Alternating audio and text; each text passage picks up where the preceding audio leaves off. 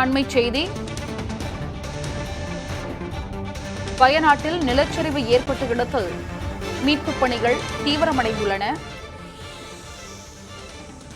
Helicopter மூலம் மீட்புப் பணிகள் தீவிரமாக நடைபெற்று வருகிறது. மீட்புப் பணிகளை மேற்கொண்டு வரும் ராணுவ வீரர்கள் ஹெலிகாப்டர் மூலம் தற்பொழுது மீட்புப் பணிகளை ராணுவ வீரர்கள் மேற்கொண்டு வருகின்றனர். விவரங்களை வழங்குவதற்காக செய்தியாளர் சுதீஷ் இணைப்பில் இருக்கிறார். சுதீஷ், நிலச்சரிவு ஏற்பட்ட இடத்தில் தற்பொழுது மீட்புப் பணிகள் தீவிரமடைந்து வருகிறது. அங்குள்ள களச்சூழல் என்ன?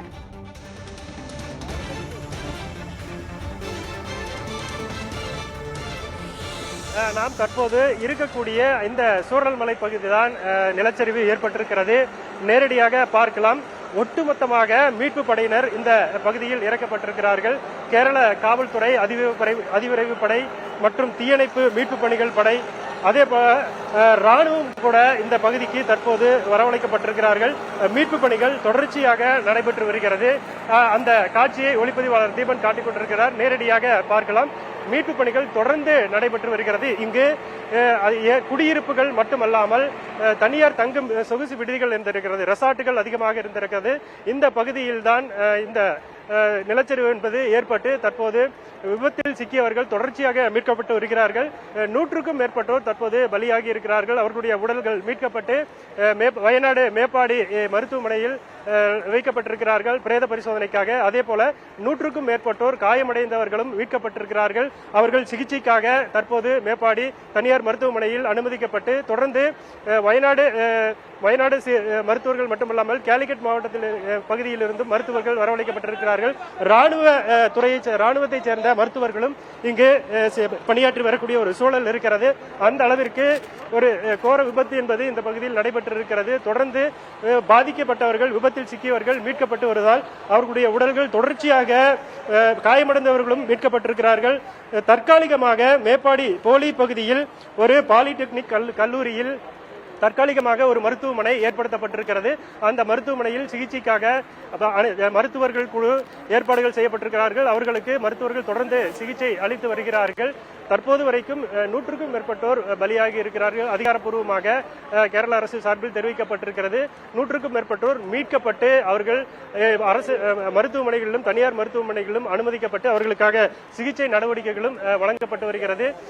இதற்கிடையே சூலூர் விமானப்படை தளத்திலிருந்து விமான மீட்பு ஹெலிகாப்டர் 2 ஹெலிகாப்டர்கள் தற்போது சூரமலை பகுதியை வந்தடைந்திருக்கிறது. அதன் மூலமாக ஆகாய மார்க்கமாக மீட்பு பணிகளை மேற்கொள்வதற்கும் நடவடிக்கை மேற்கொள்ளப்பட்டிருக்கிறது. தொடர்ச்சியாக ராணுவம் உட்பட அனைத்து மீட்பு படையினரும் இங்கு களமிறக்கப்பட்டிருக்கிறார்கள். அந்த காட்சிகளை நேரடியாக பார்க்கலாம். காவல்துறை, அதிவிரைவு படை, ராணுவம் உள்ளிட்ட மீட்பு படையினர் மட்டுமின்றி இந்த வயநாடு மாவட்டத்தைச் சேர்ந்த பல்வேறு தன்னார்வலர்கள், பொதுமக்கள் தன்னார்வலர்களாக ஈடுபட்டிருக்கிறார்கள். ஆயிரக்கணக்கான பொதுமக்கள் இந்த பகுதியில் குவிந்திருக்கிறார்கள். மீட்பு பணியில் பொதுமக்களும் இணைந்து செயல்படக்கூடிய ஒரு காட்சியை தான் நாம் நேரடியாக பார்க்க முடிகிறது. இப்போது பார்க்கலாம், வெள்ளம் ஆர்ப்பரித்து செல்லக்கூடிய ஒரு காட்சியை நாம் பார்க்க முடிகிறது. கடந்த 2 தினங்களாக கணிக்கப்பட்ட அளவை விட மழை அளவு அதிகமாக இருந்திருக்கிறது. அதன் காரணமாகத்தான் மழை அதிகமாக வெள்ளப்பெருக்கு ஏற்பட்டிருக்கிறது.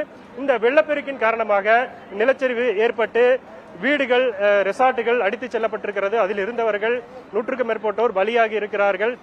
அதன் மீட்பு பணிகளைத்தான் நாம் நேரடியாக பார்த்துக் கொண்டிருக்கிறோம்.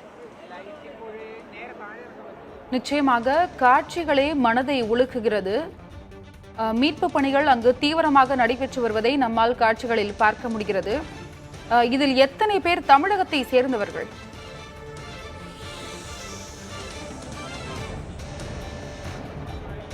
தற்போது வரைக்கும் அந்த பகுதியில் யார் யார் இருந்தார்கள், தமிழகத்தைச் சேர்ந்தவர்கள், கர்நாடகத்தைச் சேர்ந்த சுற்றுலா பயணிகளும் இருந்தார்கள் என்ற இந்த உள்ளூர்வாசிகள் விசாரித்தோம் தெரிவித்தார்கள்.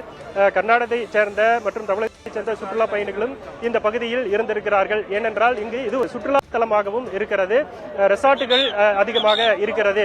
நாம் வழி முழுவதுமாக மேற்பாடியிலிருந்து சூரமலை வரக்கூடிய அந்த 13 கிலோமீட்டர் தொலைவிற்கு அதிகமான ரெசார்ட்டுகளை பார்க்க முடிந்தது. ஒரு சுற்றுலா தலமாக இருக்கிறது. சுற்றுலா தலத்தை ஒட்டி குடியிருப்புகளும் இருக்கிறது. பொதுமக்களும் வசித்து வருகிறார்கள். அந்த அடிப்படையில் தான் நாம் பார்த்துக் கொண்டிருக்கக்கூடிய இந்த பகுதியில் குடியிருப்பு பகுதிகள், ரெசார்ட்டுகள் இருந்திருக்கிறது. முழுவதுமாக நீரில் நிலச்சரிவில் புதையுண்டிருக்கிறார்கள். நீரில் அடித்துச் செல்லப்பட்டிருக்கிறார்கள். வயநாடு நிலச்சரிவில் சிக்கி உயிரிழந்தவர்களின் எண்ணிக்கை 93ஆக உயர்ந்துள்ளது. தற்பொழுது அங்கு மீட்பு பணிகள் தீவிரமடைந்துள்ளது. ஹெலிகாப்டர் மூலம் மீட்பு பணிகளை மேற்கொண்டு வருகின்றனர் மீட்பு படையினர். அண்மை செய்தியாக பார்த்து வருகிறோம். உங்களுடைய தகவலுக்கும் நன்றி.